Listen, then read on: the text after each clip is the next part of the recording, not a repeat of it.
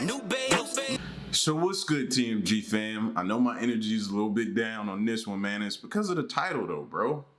You know what I'm saying? Like the boy who murdered his neighbor for TikTok. Like this stuff is happening way too often, way too much. And it's like, again? Seriously, again? Or just, I don't know, man. Like, for TikTok, bro? It's unbelievable, man. Let's check this video out, though. Latham allegedly stabbed 52-year-old Timmy Durham to death. There's blood all over the place. I just got assaulted and jumped. Aggravated manslaughter. Who drives 100 miles an hour through a residential neighborhood? What are you gonna do, Karen? Single-minded goal of becoming famous on TikTok. Fame is a dangerous drug. I will repeat that one more time for those who ain't listening. Fame is a dangerous drug, man. People will go to great lengths to achieve it, and some people don't care who they hurt along the way, man. Alright, so in today's video, I'm going to be explaining how an 18-year-old kid from Vineland, New Jersey ended up in jail for murdering his neighbor because his thirst for clout got the best of him. You know, it's a really tragic line of events and was completely avoidable if the right intervention was taking place. But that never happened. One small problem spiraled out of control and eventually turned into a chaotic shitstorm that couldn't be stopped once things got too far. And I first heard about this story from a viewer of mine who messaged me on Instagram saying, "Hey Destiny, you probably have seen this or not, I want you to react to it. I know it happened 2 months ago, but I just heard of it now." And she linked me a video saying, "Did teen kill neighbor to become famous on TikTok?" I even stopped watching the video because I can watch you react to it, so please do. And by the way, I don't really do reaction videos, but obviously this person, whose name that I'm not going to even try pronouncing in fear of butchering it, really wanted me to look into the story and talk about it, and that is exactly what I did. I investigated to see what happened, and man, I seriously had to roll my eyes after reading up on the entire situation. So basically what happened was this 16-year-old kid named Zachary Latham moved into his grandparents' house on Thornhill Road in Vineland, New Jersey, and quickly got into some beef with his new neighbors after Mr. Durham, the husband and father who lived next door, complained to Zach's grandparents about his alleged reckless driving once he got there. And you know how some kids are. Once they get their license, they act like they've never been in a car before and start driving around like they're in Mario Kart. But based on my understanding, after the talk that Mr. Durham had with Zach's grandparents ended, Zach's grandpa pulled him to the side and was like, "Hey yo, Zach, come over here, B. You gotta stop all that crazy driving you doing around my hood before me and the missus decide to put your ass back on the street." And you know, basically, they forced Zach to go on over to Mr. Durham's house and apologize for driving around the neighborhood like a crackhead that just got his license for the first time. However, based on what I've gathered after looking into the story deeper, Zach's apology was filled with nothing but lies, and soon after that, he quickly went back to his antics and continued on throughout the community with his reckless driving. Mr. Durham, now seeing that Zach really didn't care and completely dismissed what had happened earlier today as if he was a dementia patient with short-term memory loss, got really annoyed. And his impression of Zach being his new neighbor in his neighborhood plummeted. Hold on, let me look at that. Annoyed. And his impression of Zach being his new neighbor in his owning a Corvette. See, that's and as much as we do, man, we want to shower our kids with everything, bro. You're looking at a father who loves to do that, you know what I'm saying? But sometimes you gotta know your kid, bro. And if you know he can't handle having a Corvette at a young age, maybe that's not the type of car we need to get him. You know what I'm saying? Look at that. Owning a Corvette at 17. What's the speed limit? Revs at the red light. Ooh, a Mustang. Stuck up. Daddy's money. Want to race? Gets hated on for having a nice car. Everyone thinks you got money, but you spend it all on gas. Cut everyone off. Like, you see the issue. That's why you got to be up on if you are not a parent that's up on what your kids are up on, if they're up on TikTok, maybe you need to be up on TikTok so you can kind of see what's going on with them. If they're on Instagram, maybe you need to be up on Instagram, Facebook, YouTube, whatever it is. You need to be up on it, man, because you got to stay ahead to be able to prevent stuff like this. This neighborhood plummeted into a deep, dark, fiery hole of hell that could never return. From that point on there, he really did not like Zach. And that is when everything started to go downhill and was the catalyst for what would one day start a bloody fight that would end up taking Mr. Durham's life. And you know, I think it's very important for me to clarify that the killing of Mr. Durham didn't just happen out of nowhere. It wasn't a random occurrence of unlucky events that led to this deadly altercation between Mr. Durham and Zach. Because what most people fail to realize is that after the initial confrontation 2 years ago, there were many more small fights, arguments, and skirmishes between Mr. Durham, his family, and Zachary Latham. Like, this thing has been boiling up for a while now, and tensions have been rising. Like, for example, a month before the killing, on April 6th, Latham recorded himself embroiled in a heated confrontation with Mr. Durham's wife, Catherine, in which he, in a video that I'm going to show you guys in like a second, calls her Karen over and over again after she complains about his wild driving. What are you going to do, Karen? That's not my name, so get my name straight. Go ahead. You okay, Karen? Go ahead, get my tag. No, Get my tag, Karen. my name is not Karen, so get my name straight. Get my tag, it's okay. A45MFA. Sir. And after posting that clip, he went viral on TikTok. That specific clip accumulated over 3 million views on his TikTok account, and the people who commented on the video were suggesting that he cut her tires, egg her house, and continue to mess with her even more. Like, you can imagine how he felt after realizing that. See, this is the downsides of social media, bro. Because they don't know. They just giving out what they think are funny comments and different things like that, but they don't know the type of person that they're dealing with. They don't know the type of person that really would perform some of the stuff. Then when you see you got 3 million views off that, it's like a drug, bro. You're hooked now. Now you need more. Now you need to see if you can get 5, 10 million. It's like it's crazy.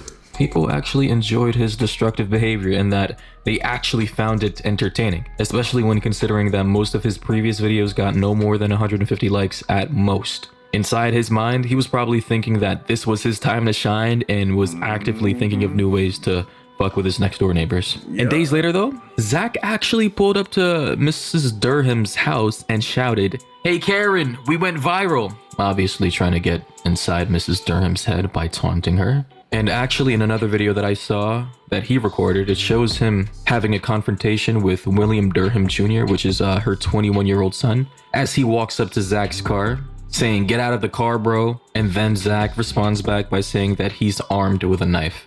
And then he took that video, which he recorded, posted it to his TikTok with a description, "Karen's son found the video, went viral, and tried taking me out of the car." And actually in an article it says here, police responded to this incident and took accounts from both Durham and Latham, but no charges were filed according to an investigation. In the article it also says he has also blown her a kiss as he sped by while driving to his house. So obviously he was just continuing to mess with her and trying to taunt her, you know, trying to get a reaction out of her. That's the kind of guy that he is, you know. Now, we all know this could easily be any one of us.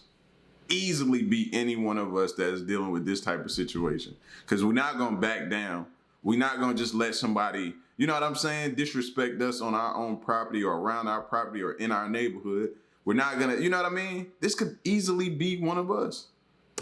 This Zach guy, whoever the fuck he is a straight up dickhead. Like, he's an actual asshole. And to be honest, I would never want someone like him to be my neighbor because, like, we would definitely be fighting every other week if he was on some bullshit like that while living right next door to me. But after reading up on some articles about this guy and who he is, I couldn't find much. Like, information about his life and his personal background was pretty sparse. However, after doing a little digging, I found out that this guy Zach was emancipated at 17 and was a soldier in the army serving as a National Guard private at 18. Which is ironic, since being a part of the National Guard means your job is to serve and protect your state country, and community, and not terrorizing and being a nuisance to your next door neighbors. I also found some images of him from his TikTok account that makes him look like a straight up egocentric kid. As you can see here in this image, it says 350Z owner, I love 5W-30. Is that a Tome dog? Society, neighbors hate you, cuts everybody off. What are blinkers? Road rage, loud exhaust, my DE will smoke your HR. Is this how douchebags communicate with each other? In another image, it says people in the army, because he's a National Guard in the army. He says, drives a Mustang or Camaro with 20% APR. I can drink more than you. Gets called stuck up, always loud, chair force, anger issues, has guns, likes to party. So clearly this guy's an asshole. And he's making it out to seem as if these personality traits are actually cool. Pretty weird. And another image, it says owning a Corvette. By the way, I don't know how you have all these cars at 17, but I guess good for him. Daddy's money. What's the speed limit? Wanna race? Revs at the red light. Gets heated on for having a nice car. Ew, a Mustang stuck up. Yeah, this guy is basically like the epitome of everything I hate about people, personified. He apparently also has a history of simple assault, terroristic threats, and criminal mischief on his juvenile record. So when taking that into account as well, Zach is obviously a troublemaker.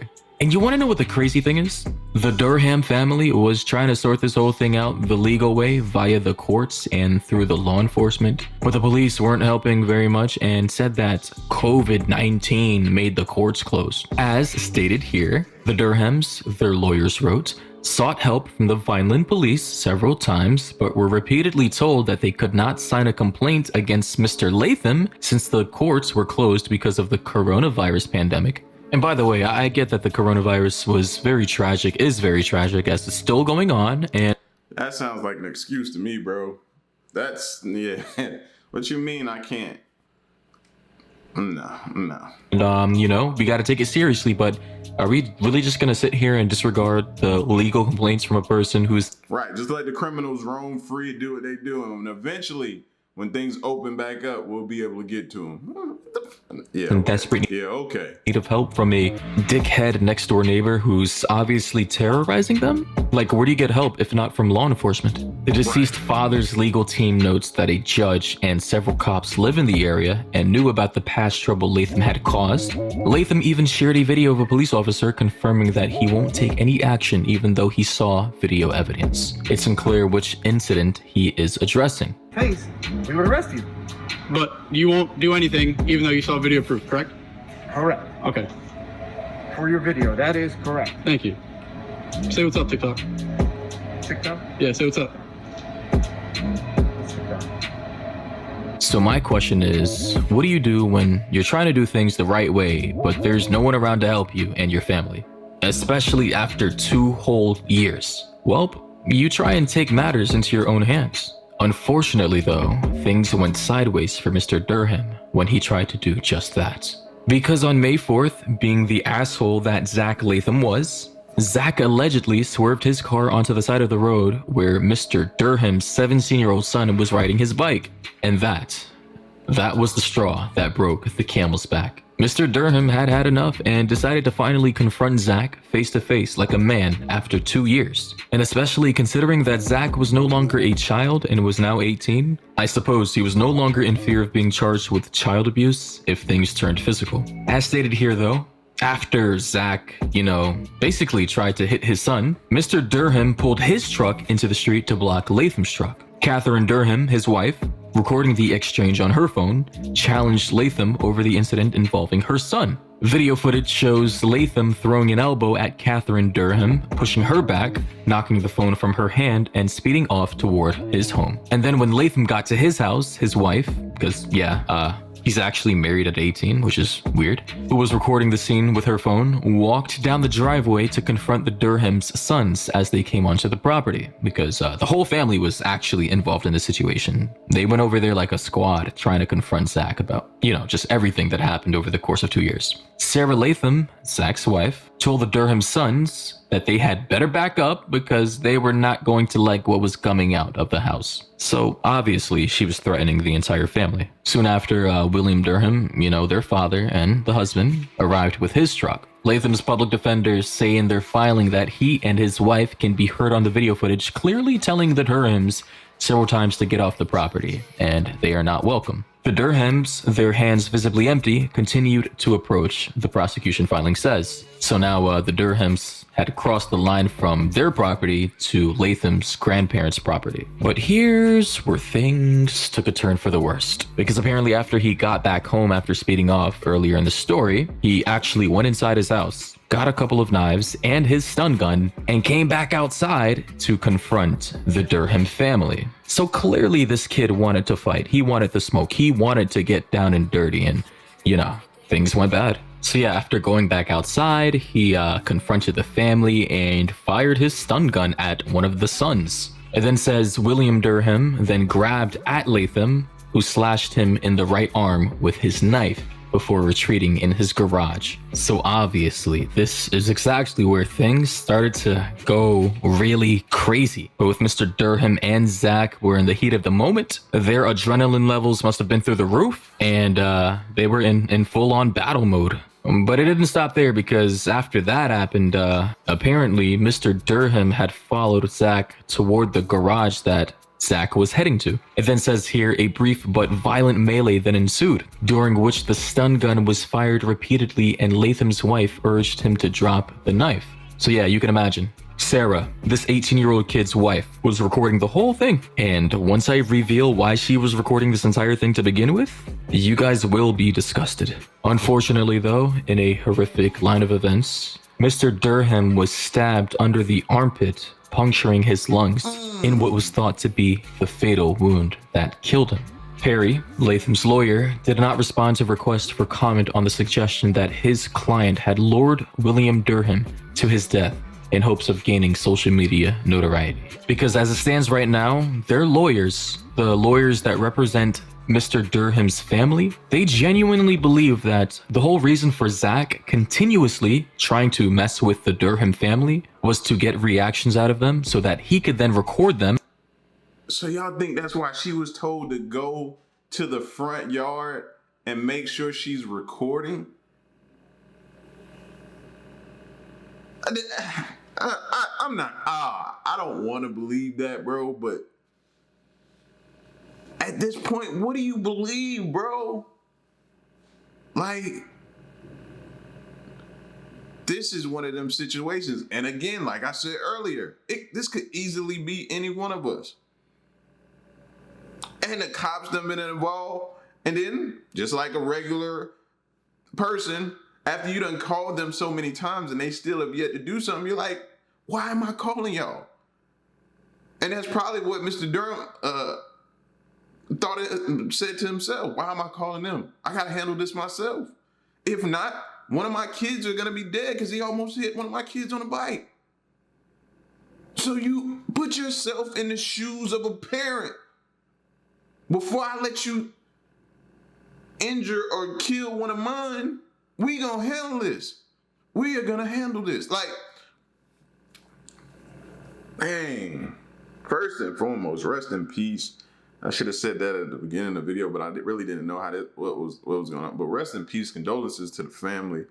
This is a tragic, tragic situation, man. And could it have been prevented? I don't know. Could more have been done by the cops? Absolutely. Hey, this is insane. This is insane. How come you can't have peace where you lay your head at? Posted to his TikTok and try to become TikTok famous. And you know what? In this instance, I absolutely do believe TikTok did have a role to play in the way that things ended up in the situation. You know, Zach's own narcissism, ego, mixed in with the weird-ass people in his comment section telling him to continue to keep fucking with his neighbors led directly to this tragedy. But in my opinion, it's not even TikTok's fault necessarily, because in my opinion, TikTok is just a symptom of a larger pre-existing condition that we've had in our society ever since people figured out that they could gain fame from social media. You know, the idea of getting famous on social media is like an intoxicating drug that takes over your entire body once it enters your bloodstream. And just the thought of being able to do something wild to capture the attention of millions of people across the world, really has got some people hooked like a fish on bait, unaware of the impending doom about to come their way once they're captured by a fisherman. But in this case, that fisherman is TikTok. But yeah, Zachary Latham, as of right now, was charged with first-degree manslaughter after claiming his actions were in self-defense, and unsurprisingly, Mr. Durham's wife and 2 children were charged with simple assault and trespassing, since they did in fact cross over to Zachary Latham's property and, did contribute to the altercation that happened. But their lawyers, they want the charges against the family dropped and Latham charged with first-degree murder, because their theory is basically the same as mine. As it says here in this article, Latham, they say, deliberately drew William Durham to his death in a bid for social media celebrity. In a June letter to Webb McRae, the lawyers Diane M. Ruberton and Robert R. Simmons noted that Latham's wife, Sarah Latham, recorded the brawl on her phone and said she did so because it was her and Latham's intent to post these videos to TikTok and become TikTok famous. Yeah, pretty wild stuff. Anyway, if you enjoyed today's video, let me know down below. Follow me on Twitter Let's see what or Instagram so that you can always know what I have planned next. And with that being said, it's your guy Destiny, and I'll catch you guys in late court date, which is scheduled. I found out that and ladies in the next one. I was trying to see if it was more at the end because it still has some more to go, but I think it is. Hold on, y'all. Alright, so in an updated report I read after recording this video, I found out that this guy, Zachary Latham, isn't even in jail because apparently the judge who is currently overseeing this case didn't think it was necessary to jail him until his next court date, which is scheduled to be in May of 2021. It says here, in denying pre-trial... Our system is broken, bro. Our system is broken. He's a reckless kid. Why not get him off the street until his trial? Why? Till this thing is sorted out in a proper way in our court system, why would you continue to leave a reckless kid who ultimately provoked this whole situation, bro? This all could have been avoided if he would have chilled. Just chilled out and listened to his grandfather who told him, yo, go apologize and chill out. And he didn't listen and made his situation worse. He don't need to be out. Are y'all kidding me? Trial detention, the order said. Further, for the reasons set forth on the record and herein, the court does not find clear and convincing evidence that pretrial detention is necessary to reasonably assure the defendant's appearance in court when required, the protection of the safety of any other person or the community, and that the defendant will not obstruct or attempt to obstruct the criminal justice process. The state did not meet its burden to detain, that there are no conditions that would reasonably assure the defendant's appearance in court when required, the protection of the safety of any other person and the community, and that the defendant will not obstruct or attempt to obstruct the criminal justice process. Therefore, the defendant is released on level 2 monitoring. Therefore, the motion for pretrial detention is denied. So all this means is that this kid will be free and out of jail for at least 9 months before appearing in court again, because they don't think he's a flight risk. And level 2 monitoring, by the way, because I read a little further down while he was reading, he just has to report maybe once a month, call or something like that once a month, or whatever it is. Yeah, that's it. Why does that even exist?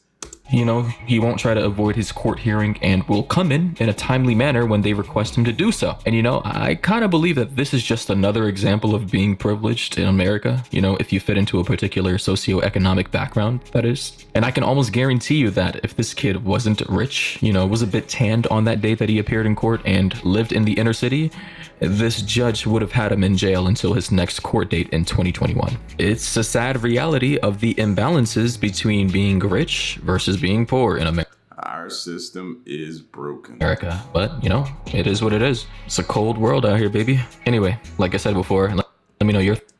Yeah, that's it. Our system is broken, bro. Ain't no way you can convince me, and I'll argue with you all day. We can have any type of dialogue you want to have back and forth about this, bro. There's no reason he should be on the street. Like, we have footage of him antagonizing that family, and if he didn't do that, then that man would still be alive today. Simply put.